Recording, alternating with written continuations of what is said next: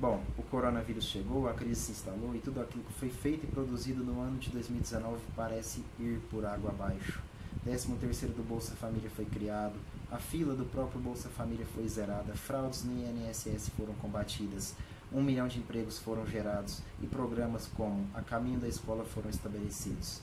Já em 2020, a China, mais uma vez, faz o mundo pagar por sua irresponsabilidade e por sua cultura atrasada.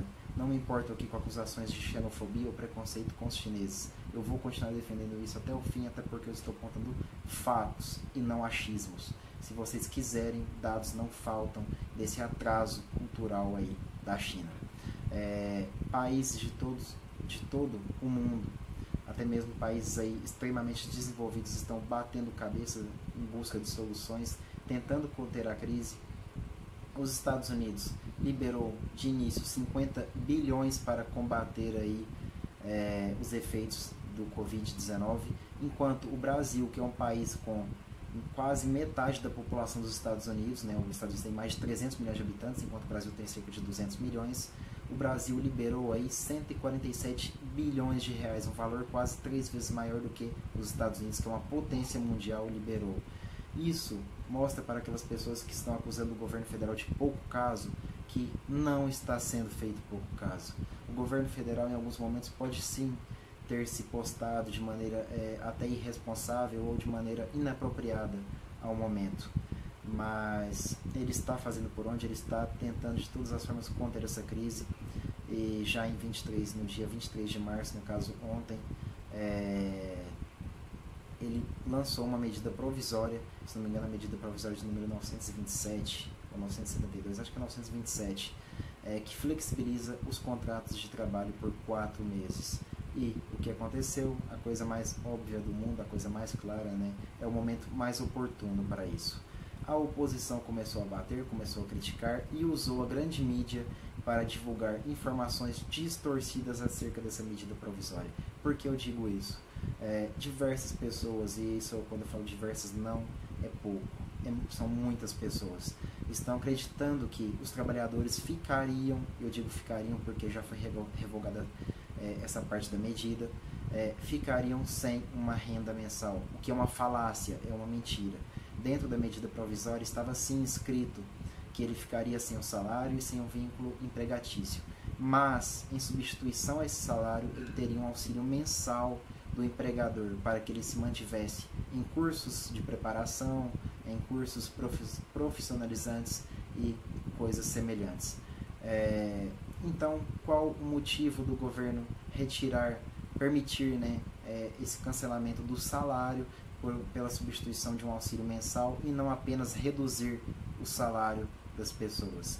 É porque quando é uma coisa muito simples, vamos supor que eu tenho uma empresa e eu tenho um funcionário que receba R$ 1.500, eu não vou gastar apenas R$ 1.500 com ele por mês, eu por trás dele, com encargos trabalhistas, vou gastar mais de R$3.000 aí, cerca de R$3.000. Então o governo, ao retirar esse nome salário e substituir por auxílio mensal, ele deixa de receber encargos trabalhistas dos empresários, permitindo que as empresas ganhem fôlego durante essa crise, que elas tentem aí manter o máximo possível do quadro de funcionários e também permite que os funcionários não sofram aí com uma demissão em massa, tá? Já que esses encargos trabalhistas deixariam de ser pagos ao governo federal, o salário poderia ser reduzido, óbvio que não é o ideal, não é nem um pouco nem plausível, eu quero dizer, nem um pouco admirável reduzir o salário de um trabalhador, mas seria muito melhor permitir isso do que acontecer a demissão em massa, em que diversos milhares, milhões de funcionários vão acabar perdendo aí toda a renda e não parte dela. Eu espero que isso não aconteça. Eu não sou como essas pessoas que, quando acontece algo ao contrário do que elas estavam torcendo, ficam fazendo torcida para que tudo dê errado, para que elas provem que estavam certas. Não, eu espero mesmo que eu queime minha língua, eu espero mesmo que a demissão em massa não aconteça, mas é quase que algo inevitável. As empresas, principalmente as de pequeno e médio porte, não vão ter lucros aí necessários para manter os seus funcionários, e o que vai restar para elas é a demissão de parte desse quadro aí de funcionários.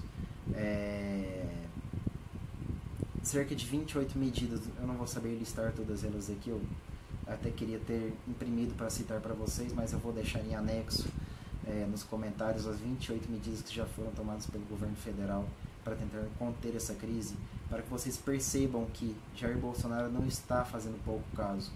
Como eu já disse no início do vídeo, claro que ele poderia ter sido um pouco mais cuidadoso e responsável em suas palavras, em suas atitudes no início da disseminação do vírus.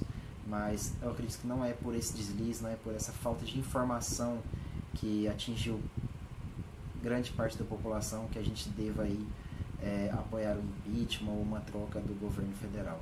Até porque, se ele cair, o que nós temos por trás da oposição são pessoas como Dória, Rodrigo Maia, Witzel, Flávio Dino, Alexandre Frota, Joyce Halsemann e Marcelo Freixo. Todos eles, se não já envolvidos em esquemas de corrupção, estão sendo investigados e com fortes indícios de participação em desvios de verba pública.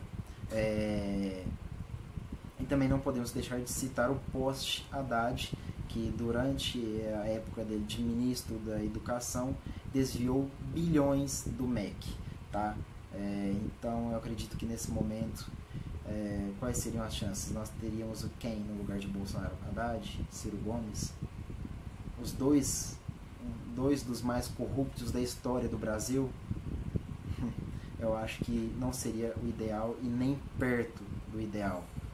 Óbvio que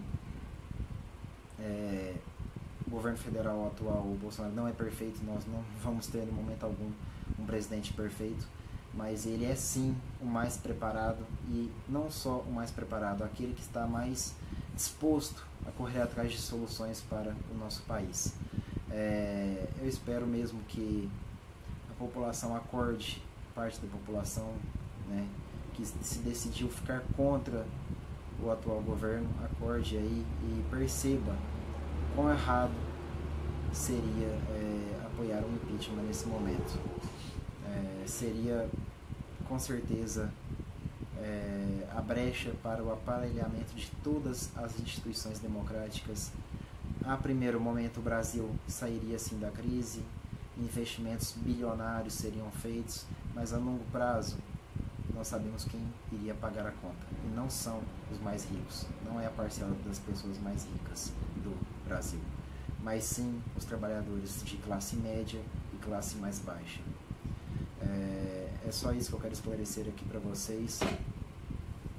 Eu espero mesmo que nós sejamos responsáveis e que nós não aceitemos aí governos já que roubaram historicamente o Brasil, voltem e nem mesmo prejudiquem o atual governo federal.